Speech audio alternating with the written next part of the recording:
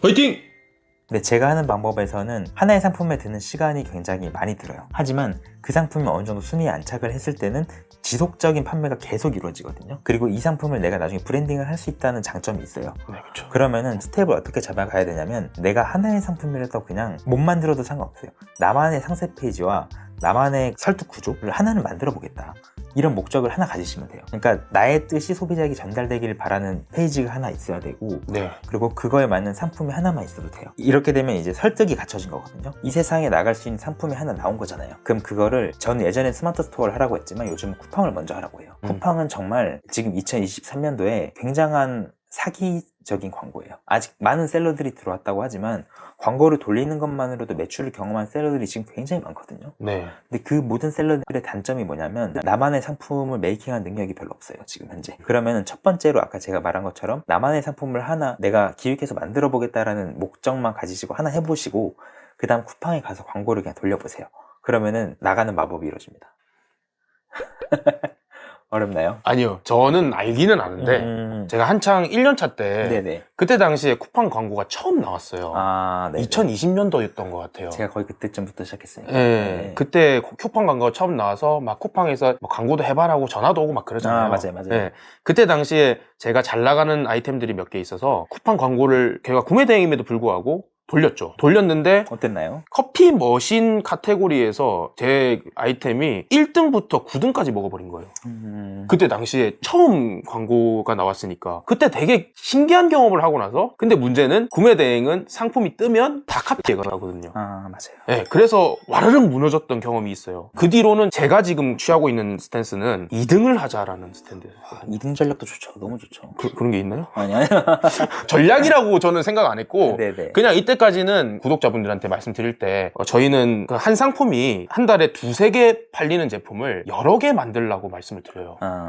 그러니까 많이 띄우지 말자. 네네. 왜냐하면 우리는 뺏어가니까. 왜냐하면은 브랜드 상품은 브랜드 총판에서 독점권을 가져오지 않는 이상은 사실 얘네를 계속 팔기는 어려워요. 근데 지금 협사장님께서 말씀하시는 거는 이게 조금 저희 구매 대행에도 접목을 시켜볼 수 있겠다라는 조금 생각은 있거든요. 근데 조금 네네. 위험하겠다라는 생각이 있는 거예요. 너무 많이 띄우면. 그럴 수도 있겠네요. 금방 카페에 가버릴 수 있으니까. 그래서 결과적으로 브랜드 총판이나 이런 걸 따내면 좋겠지만 구매 대행 셀러들한테는 네. 그게 안 된다면은 이게 저희는 그런 전략을 가지고 가기가 좀 힘들거든요. 근데 이게 업의 네. 본질이 달라서 네. 충분히 그럴 수 있을 것 같아요. 하지만 2-3개 나간 상품들이 정말 여러 개가 있고 그게 쌓였을 때 엄청난 매출이 나올 수가 있잖아요. 네네. 구매대행이라는 게. 그리고 저 같은 경우는 지금 국내에 있는 상품만 판매를 할 수가 있지만 전 세계를 팔 수 있는 거잖아요. 제품을 고를 수 있는 폭이 엄청 넓다고 보는데, 그렇게 접근을 해서 판다면 좀 맞지 않을 수도 있지 않을까라는 생각도 들긴 하네요. 네, 그 제가 왜 이걸 설명을 해드렸냐면 네. 저희 구매 대행이 낫다 이런 게 아니라 아, 네네. 뭔가 저는 저희 구독자분들한테 이 부분에 있어서 제가 경험했던 그 광고, 쿠팡 광고의 영역, 그리고 지금 그 협사장님께서 경험하신 그 광고의 영역, 그게 서로 조금 다른 분야가 있지만 뭔가 우리 브랜드 구매 대행에 접목시킬 수 있는 부분이 있다고 생각을 하거든요. 아, 충분히 저도 네. 있을 수 있다고 생각해요. 네, 그래서 그 부분을 하나만 좀 비법까지는 아니더라도 네네. 어떻게 접목을 좀 해야 되는지 그런 걸 좀 설명을 해주시면 좋을 것 네. 같아서. 네. 그럼 우선 그 전에 한 가지 여쭤보면, 네. 아까 커피 머신을 쿠팡에서 1등부터 9등까지 다 있었다고 했잖아요. 네. 광고를 처음 돌렸을 때. 근데 그때 그 제품들의 리뷰가 좀 달려 있었나요? 제가 만든 그거였어요. 그러니까 위너가 있잖아요. 그때 네네. 당시 위너 시스템이 막 나오기 시작했었고 네네. 상세 페이지를 제가 먼저 만든 거에 사람들이 위너를 걸었었어요. 아, 네. 그런 개념이에요? 네. 저는 이게 충분히 가능하다고 보는 게 뭐냐면, 구매 대행 하시는 분들은 쿠팡을 이용을 했으면 좋겠어요. 우선 제가 이거 비유를 하자면, 네. 쿠팡은 매출 최적화라는 AI 광고가 있어요. 매출 최적화. 네, 이건 AI예요. 네. 요즘 챗 GPT가 굉장히 유행을 하잖아요. 네. 쿠팡의 매출 최적화는 챗 GPT고, 네이버의 광고들은 지금 현재 다 사람이 직접 해야 돼요. 검색 광고 말씀하시는 네, 거죠? 검색 광고나 네. 파워링크나 뭐 블로그든 뭐든 간에. 어떻게 보면 이세돌과 알파고가 싸웠었듯이 네. 네이버와 쿠팡의 차이는 이거라고 보거든요. 쿠팡은 AI를 우리가 빌릴 수 있기 때문에 굉장히 광고를 1인 셀러가 여러 상품들을 할 수가 있어요. 근데 네이버는 그게 쉽지 않아요. 그러니까 제가 만약에 구매대행 셀러라면 뭐 누가 뺏어갈 수는 있겠지만 그래도 조금씩 반응 오는 상품들이 있다. 네. 근데 만약에 리뷰가 하나도 없는데도 반응이 오거나 구매가 됐던 상품들은 나중에 굉장히 잘 될 수 있는 장래 가능성이 굉장히 높다는 거거든요. 저는 그러한 상품들을 쿠팡에 있는 매출 최저가 광고를 한 번이라도 한번 돌려봐라 라고 좀 추천을 해드리고 싶어요. 왜냐면 제가 이 사업 구조를 한번 짰던 모델이 하나 있는데 네. 충분히 먹힐 것 같다는 생각이 들었거든요. 그러니까 저는 쿠팡 매출 최저가 캠페인 하나에서 100개 상품까지는 충분히 돌릴 수 있다라고 결론을 내렸거든요. 네. 그럼 쿠팡이 뭐 10,000개까지 올라가나요, 지금? 네. 그쵸. 그럼 뭐 50개씩 돌리든 100개씩 돌리든 내 주력을 만약에 손꼽아 보면 100개 이상은 넘지 않을 것 같긴 해요. 그래서 그런 상품들을 내가 한번 투자의 개념으로 광고를 한번 돌려보는 건 어떨지. 그렇게 되면 내 구매 대행에서 좀 잘 나가는 것들이 더 주력으로 판매가 되게 되지 않을까? 그런 생각이 확 들었거든요. 맞아요. 제가 생각했던 것도 그건데 제가 제가 지금 협사장님한테 말씀을 들어보니까 저희 브랜드 제품은 브랜드 유명도에 따라서 유명도가 제일 많은 브랜드는 A급 그리고 유명도가 조금 덜 유명한 애들을 B급이라고 제가 알려드려요. 네네. 근데 B급 아이템을 띄우는 거는 조금 위험하다고 저는 판단이 돼요. 왜냐하면 B급이 A급으로 가는 순간 얘네들은 무한 경쟁이거든요. 나만 알고 나만 팔아야 되는데 네네. 근데 A급 원래 유명했던 제품 그리고 지나가면 볼 수 있는 저기 커피 머신만 해도 필립스가 있잖아요. 네네. 필립스 커피 머신은 이렇게 광고를 돌린다 하더라도 원래 유명하다 보니까 누가 뺏어가도 뭐 뺏어가는 게 그냥 무한 경쟁이 되는 거죠. 이미 무한 경쟁인 시장에서는 내가 어떤 걸 해서 더 우위에 선점하는지가 중요한 거니까. 맞아요. 말씀하신 대로 상세 페이지도 막 디자이너분이 하시고 그리고 광고까지 엮어가지고 올리면 리뷰 개수라든지 이런 것들도 당연히 올라갈 거고. 네, 맞아요. 네, 그랬을 때 참 좋겠다라는 생각이 들거든요. 그랬을 때 만약에 말씀하신 게 매출 최저가인데요. 네. 매출 최저화만 그러면 하면 되는 거예요? 그 광고 들어가가지고? 크게는 매출 최저가랑 스마트 상품 관리라고 두 개가 AI가 하는 광고인데 둘 다 하셔도 되고 둘 중 하나만 하셔도 되는데 일단 매출 최저화 하는 걸 추천드려요. 왜냐면 저는 쿠팡 본사도 한 2번 정도 계속 미팅을 하거든요, 월. 근데 실제로 듣기론 온라인 셀러의 거의 80% 90%가 매출 최저가 광고를 한대요. 그 말은 즉슨 그게 잘 먹히니까 계속 한다는 거거든요. AI가 해주는 그거요? 네, 그거.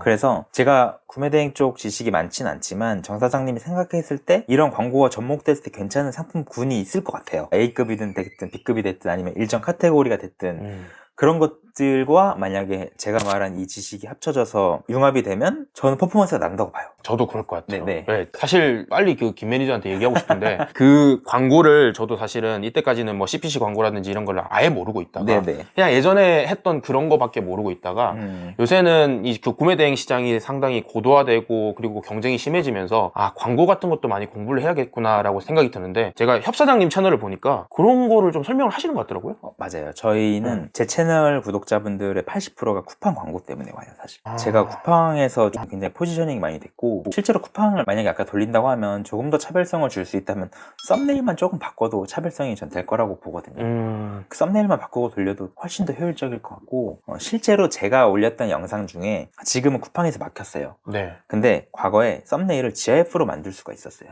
근데 제가 그거를 진짜 0.1%의 셀러만 하던 시절에 맞아요. 제가 그거를 뚫고 이제 그거를 유튜브에 알려드렸거든요. 그때 그게 굉장한 붐이 일으켰었는데 뭐 불과 1년도 안 된 얘기예요. 네. 굉장히 붐을 일으켰었는데 그때 모 A분이 도매국에 있는 상품을 하루에 100개씩 썸네일만 바꿔서 쿠팡에 넣은 다음 매출 최저가 돌린 거예요. 한 달 만에 매출이 얼마 나왔을 것 같나요? 이거 많이 나와야 되는 것 같은데?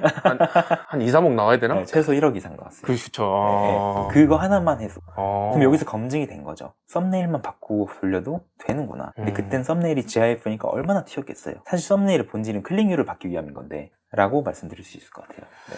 되게 좋은 것 같아서 네네. 요 쿠팡 광고에 대해서는 저희 구독자분들이나 유로강의 수강생분들 꼭 들어가셔서 한번 배워보시면 좋을 것 같고 네. 제가 여기서 조금 더 의문이 드는 거는 자꾸 의문만 드는데 네. 그렇게 되면은 이제 위너 시스템에 묶이잖아요. 네네. 그럼 위너 시스템에 묶이면은 나중에 내가 했던 그 리뷰 쌓은 거 이런 게 다 뺏기는 구조인데 네네. 그거는 그러면 어떻게 좀 해결을 할까요? 본질적으로 위너를 독점적인 상품이 아닌 이상 해결하는 건 쉽지 않아요.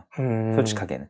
근데 위너를 해결하려면 쿠팡 안에서 최소한 저는 제 교육생분들한테 얘기하는데 나만의 상표가 하나 있어야 돼요. 상표. 네. 네. 이게 쿠팡 시스템이다 보니까 제가 할 수 없는 부분인데 남들과 같은 상품이 팔리다가 묶였을 때 솔직히 방법이 많지 않아요. 왜냐하면 같은 상품이잖아 했을 때 그거를 내가 뭔가 다르게 보일 수 있는 방법이 없잖아요. 그러기 위해서는 상표권이 차라리 나한테 있으면 이건 우리 상표 이름으로 올린 거다라고 하고 분리를 어떻게든 할 수 있는 방법이 있거든요.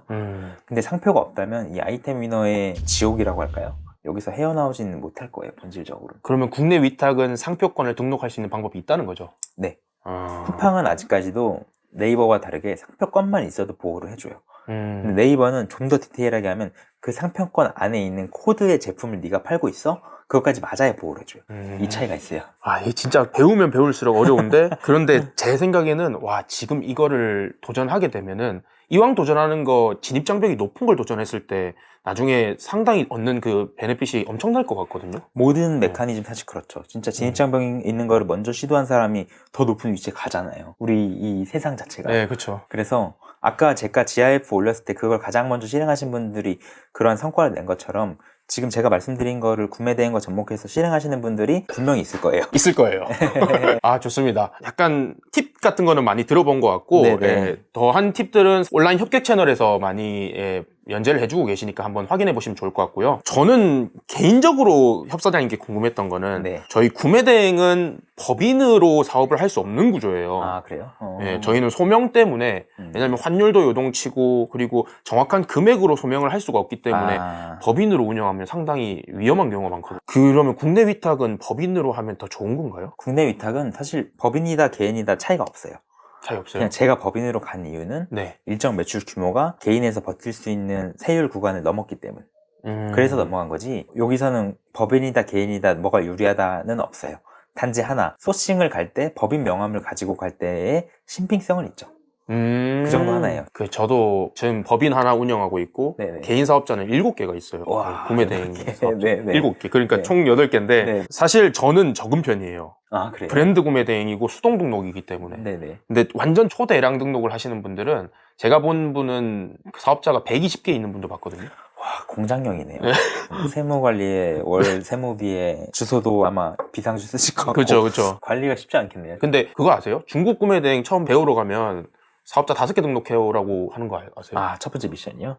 그럼 그렇게 말하는 이유가 필요하니까 사실 그렇게 얘기하는 것 같고.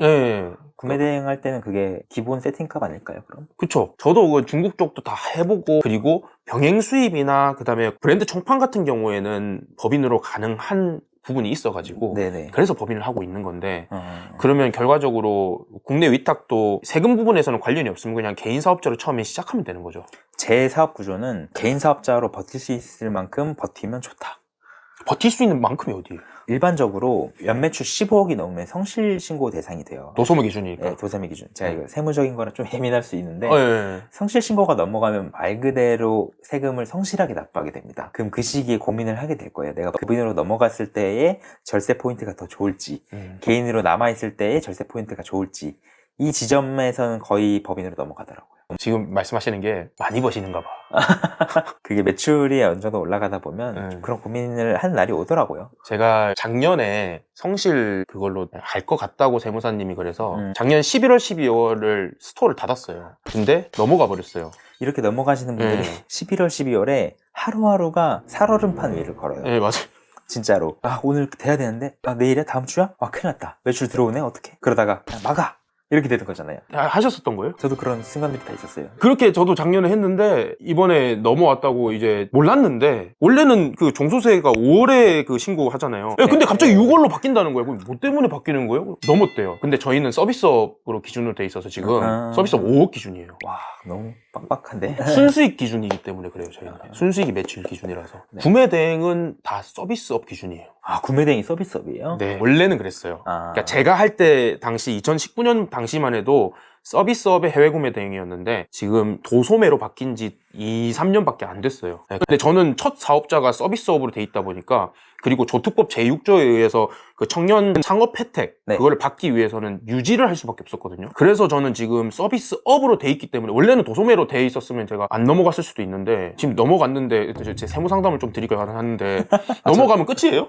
뭐 사실 제가 세무사가 아닌데요. 끝은 아니죠. 뭐 방법은 있죠, 사실. 다시 내려가면 괜찮나? 쥐구멍에 솟아날 구멍이 없겠어요. 잘 되실 겁니다. 촬영 끝나고 물어봐야겠다. 아, 네네. 그렇게 해서 대표님께서 최대로 보신 매출이 저는 궁금하거든요. 왜냐면은 지금 얘기만 들어보면 많이 보셨어. 이게 사람마다 기준이 다른 것 같아요. 저보다 훨씬 잘 되고 잘 버시는 분들이 주변에 너무 많아서 항상 저는 일정 무리에 가면 저는 중하위권이에요. 일정 무리가 어딘데요? 제가 이제 뭐 이렇게 만나시는 분들이나 그런 데 가면 항상 저는 배우는 걸 좋아해서 네. 그런 데 가서 이제 제가 굉장히 배우려고 노력하고 막 그렇게 하는 편인데 제 매출을 간단히 말씀을 드리면 21년도 기준 20억 달성을 했었고요. 그리고 작년 22년도 기준 40억 정도 달성을 했어요. 뭐야 40억이면 한 달에 얼마야? 대략 평균적으로 월 한 3억에서 3억 중반 나오면은 40억 정도 나오는데 네. 23년도 지금 현재 진행 중이니까 아직 마감을 안 했고 네. 그래서 저는 월 평균 진짜 최고 많이 나와본 거는 한 5억까지는 나와봤어요. 물론 이제 등락이 있잖아요. 매출이라는 게. 그게 중하위권이라고요? 근데 이제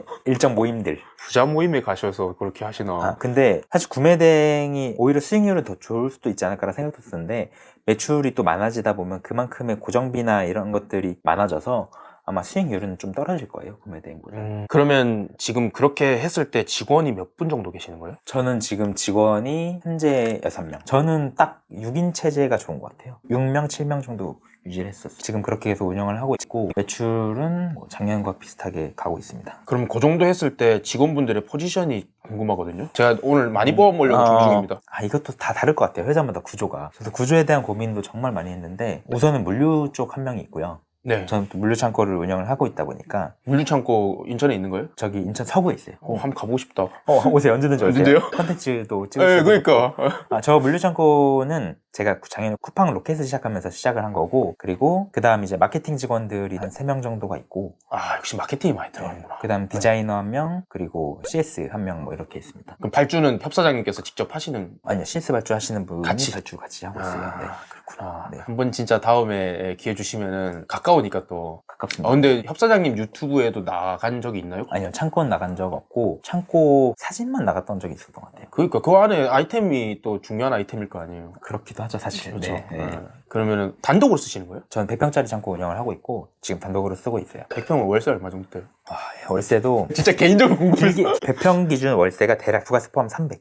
보통 3PL을 사용하면은 보통 3PL에서 파레트당으로 받지 않나요? 그 네. 보관비를? 네. 요즘 얼마 받죠? 요새 그냥 쓰면은 안 받는 경우도 있고. 그래요? 네. 저는 뭐 여러 가지 이유가 있었는데 어쨌든 운영하는 게 조금 더 이득이겠다라고 생각이 들 때가 있었어요. 물량이 그때 많아져서. 네, 그때 넘어갔죠. 와, 대단하시다. 아니, 저는 이런 게 꿈이라서 처음에 하려고 했던 게 저는 아마존 FBA부터 시작했어요. 네. 네, 근데 그러다가 저는 사실 시골에서 올라왔기 때문에 배추나 뭐 과일이나 이런 거 하고 싶었거든요. 그래가지고 이렇게 해서 크게 나는 거상이 되고 싶다고 했는데 지금 실상 재고 없는 구매 대행을 하고 있다 보니까 네. 너무 이 사무실도 뭐 크게 할 수도 없고 그런 게 있더라고요. 너무 꿈이었어요. 저도 구매 대행이 너무 좋다고 생각해요. 초보자분들이 하기에 진짜로. 그래서 저도 주변에 막 나 온라인 해야 되는데 뭐부터 해야 돼 이렇게 물어보는 사람도 많을 거 아니에요.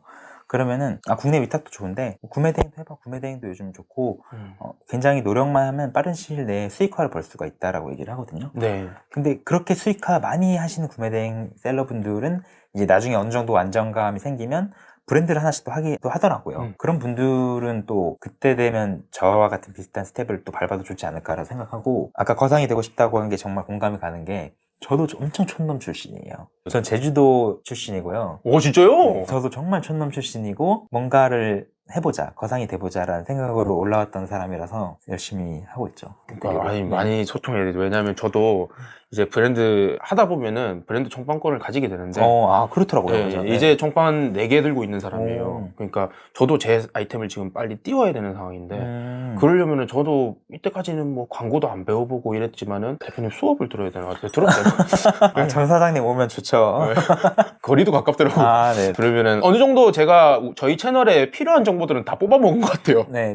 너무 디테일하게 물어봐가지고 지금 죄송한데 아닙니다. 다음에 또 저희 채널에 나오셔가지고 더 좋은 얘기 해주실 수 있으면 좋을 것 같고 맞아요. 나중에 진짜 기회가 되시면 광고 같은 것도 좀 저희 채널에서 얘기해 주시고 그러면 좋을 것 같은데 기회 있으면 저희가 구매 대행과 광고를 접목한 최초의 개념이 나올 수 있는 거죠. 그러니까요. 모든 이커머스의 판매 플랫폼들이나 방법은 변천사가 있었으니까 네. 그 물결이 될 수도 있는 거고 네. 뭐 좋게 생각을 한번 해봅니다. 네. 아유 진짜 좋을 것 같습니다. 네. 자 그러면은 제가 마지막 질문 드릴 텐데요. 협사장님께서 이때까지 온라인 커머스만 7년 7년 됐어요. 이렇게 7년을 하시는 거는 아, 나 솔직히 허리 디스크 걸릴 것 같아요. 실제 제 허리 디스크가 있어요. 아, 진짜요? 네, 진짜로 있어요. 네. 아, 그러니까 이게 어쩔 수가 없어. 이게 계속 앉아만 있는 게. 그런데 이렇게 7년 동안 해오셨다는 거는 정말로 대단한 일이기 때문에 이렇게 할 수 있는 원동력이 과연 무엇이었는지 그게 제일 궁금하거든요. 아, 원동력이요? 네, 결혼하셨죠? 결혼했습니다. 네. 와이프 때문에.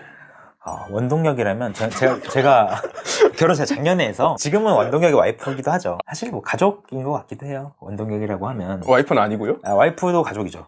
제 와이프가 아마 이걸 안 볼 거예요. 왠 줄 알아요? 다행이다. 제 와이프가 유튜브 어플이 없어요. 아, 진짜요? 유튜브를 안 보는 몇 안 되는 사람 중에 한 명이에요. 협사장님 유튜브도 안 보는 거예요? 제 구독을 안 하더라고요. 제 와이프랑 똑같아요. 아, 그래요? 네, 우리 서로 위로하고. 네. 그러면 가족 때문에 이렇게까지 오신 거예요? 그것도 있고 네. 뭔가 저는 그냥 어렸을 때부터 아까 말한 거상처럼 성공하고 싶다는 생각이 굉장히 강했어요.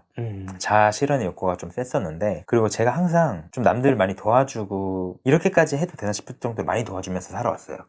그런 성향들이 안에 내재돼 있다 보니까 그냥 지나칠 수가 없겠더라고요.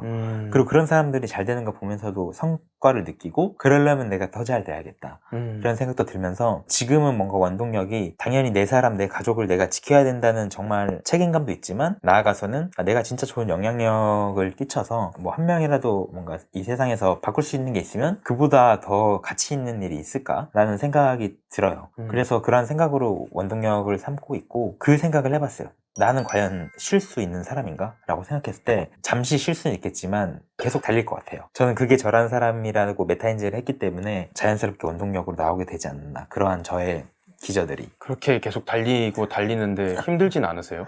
저도 뭐 항상 달리진 않아요. 한 번씩 쉬기도 하고 뭐 여행도 가고, 물론 힘든 순간 많죠. 온라인 하시면서 힘들지 않은 분들이 얼마나 있겠어요. 근데 또 힘든 것보다 포기하는 게 더 부끄럽더라고요. 차라리 내가 이 힘든 거는 극복해오지 않았나? 라고 생각 들고, 힘든 순간 사실 사업하다 보면 정말 많잖아요. 정 사장님도 4년 됐으면 얼마나 힘든 일이 정말 많았을 거라고 생각이 드는데, 많이 울었어요. 저도 진짜 방 안에서도 울어봤고 별의별 감정을 다 느꼈지만 그렇게 포기하고 싶지 않았고, 그리고 계속 나아가고 싶고, 특히 온라인은 끝까지 포기하지 않는 사람들의 싸움인 것 같아요.